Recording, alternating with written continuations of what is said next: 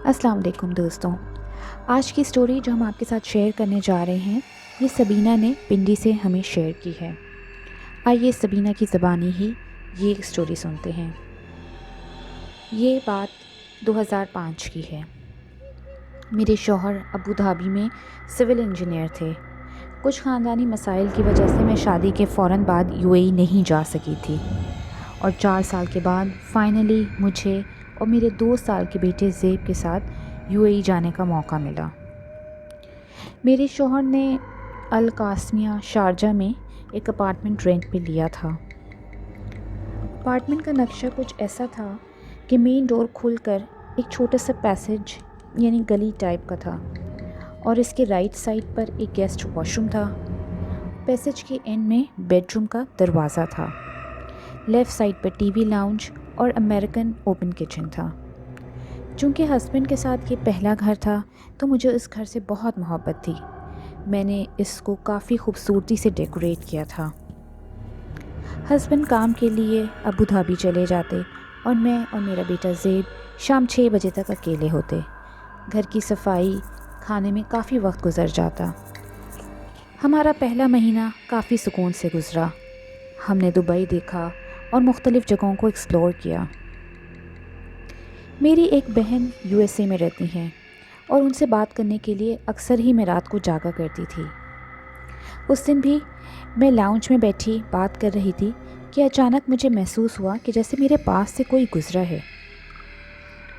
मैं समझी मेरे शौहर उमर को नींद नहीं आ रही। जैसे ही मैंने पीछे देखा तो कोई नहीं था, लेकिन किसी की मौजूदगी का एहसास इतना शदीद था कि मैं इसको अपना वहम समझ के झटक ना सकी। इसके बाद मुझे अक्सर ही महसूस होता जैसे कोई देख रहा है, या कॉर्नर ऑफ द आई से जैसे कोई गुज़रा है। मैंने अपने शौहर से डिस्कस किया तो उन्होंने मेरा काफ़ी मजाक उड़ाया। उसके बाद मैं खामोश हो गई। इन सब बातों को कोई एक हफ़्ता ही गुज़रा था कि हमारे खाने पीने की और इस्तेमाल की चीज़ें जैसे चाबियाँ, कुछ डॉक्यूमेंट्स गायब होने शुरू हो गए। हमने उसको जिस जगह रखा होता, वो उसकी बजाय किसी और ही जगह से मिलती। इसी वजह से अक्सर मेरी और मेरे शौहर के दरमियान बहस होने लगी। एक दिन मेरे बेटे को बुखार था और वो मुझे बिल्कुल नहीं छोड़ रहा था, तो मैंने वेजिटेबल्स को कटिंग करने के लिए लाउंज में ही लेकर आ गई कि अचानक मुझे नल के बहने की आवाज़ आने लगी। मैं समझी कि शायद जल्दी में मैं किचन का नल सही तरीके से बंद नहीं किया। जब मैंने नल बंद करने के लिए उठी तो क्योंकि हमारा ओपन ही किचन था, इसी वजह से मुझे लाउंज से ही नज़र आ गया कि नल बंद था, लेकिन पानी बहने की मुस्तकिल आवाज़ें आ रही थीं। मैंने उठकर चेक किया तो मालूम हुआ कि गेस्ट वॉशरूम का पानी बह रहा है। जब मैंने जाके चेक किया तो वहाँ वॉश बेसिन में पानी का नल खुला हुआ था। मैं बहुत अजीब सी हो गई, क्योंकि गेस्ट वॉशरूम हम नॉर्मली इस्तेमाल नहीं किया करते थे।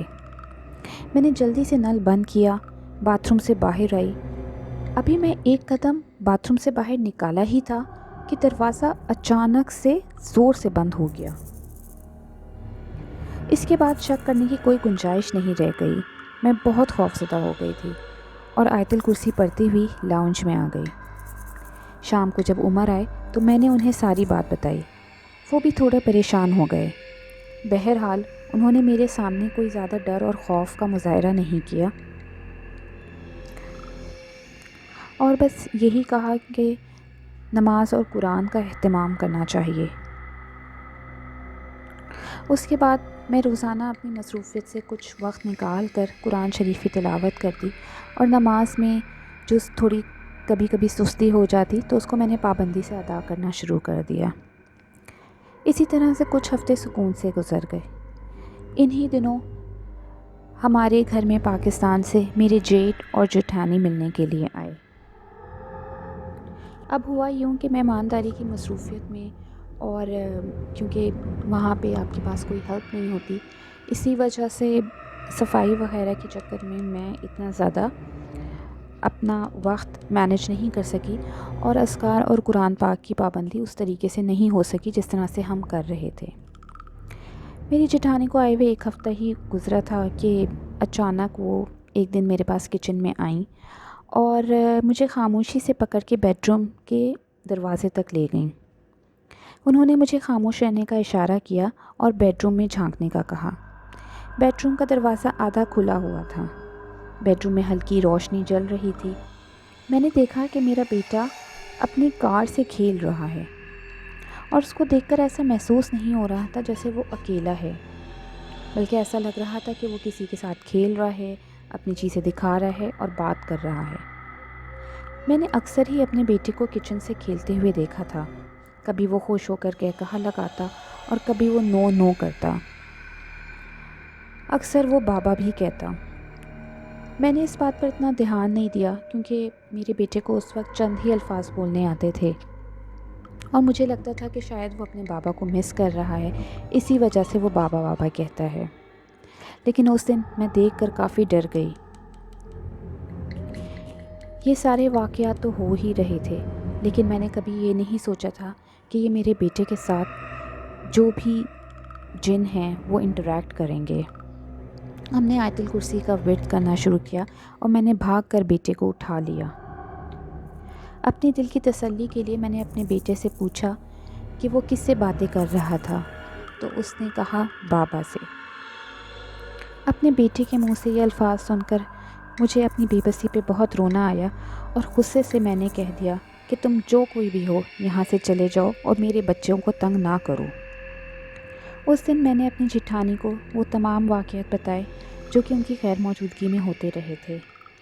میری جیٹھانی نے مجھے بہت حوصلہ دیا اور ہم نے سارا دن قرآن پاک کی تلاوت لگا کے رکھی۔ میرے شوہر گھر آئے اور ہم نے ان کو تمام بات بتائی تو وہ بھی پریشان ہو گئے۔ ہم سال بھر کا رینٹ اس گھر میں دے چکے تھے اور اس وقت ہمارے حالات اس بات کی اجازت نہیں دیتے تھے کہ ہم کوئی دوسرا گھر دیکھیں۔ ہمارے کانٹریکٹ ختم ہونے میں ابھی مزید 4 مہینے باقی تھے۔ یہ غنیمت تھی کہ میرے جیٹ کو وہیں نوکری مل گئی تھی اور میری جیٹھانی مہینہ بھر کے لیے مزید رک گئیں۔ یہ واقعات ہوتے رہتے، بلب اکثر خراب ہو جاتے، ہمیں رات میں سائے نظر آتے، چیزیں اپنی جگہ سے غائب ہو جاتی، لیکن ہمیں اس گھر میں یہ وقت گزارنا تھا اور ہم نے اس بات سے سمجھوتا کر لیا تھا۔ ایک دن میری جیٹھانی کسی کام سے باہر گئی ہوئی تھیں۔ میں نے شاور لینے باتھ روم گئی۔ جب میں شاور سے نکل رہی تھی تو دروازہ کھلنے کا نام ہی نہیں لے رہا تھا۔ بہت زور آزمائی کی لیکن دروازہ لاک ہو چکا تھا۔ مجھے خوف سے پینک اٹیک آ گیا، یہ سوچ کر کہ میرا بیٹا باہر اکیلا ہے اور میں اندر بند ہو گئی ہوں تو میری جان ہی نکل گئی۔ جب تھوڑے سے حواس قابو میں آئے تو میں نے آیت الکرسی اور مختلف صورتوں کا ورد دل میں کرنا شروع کیا۔ ابھی 5 منٹ بھی نہیں گزرے تھے کہ دروازہ خود بخود ان لاک ہو گیا۔ اسی رات میری جیٹھانی سو رہی تھیں تو انہیں اپنے اوپر دباؤ محسوس ہونے لگا۔ گھبراہٹ سے ان کی آنکھ کھلی تو انہوں نے اپنے اوپر ایک کالا سائے کو دیکھا۔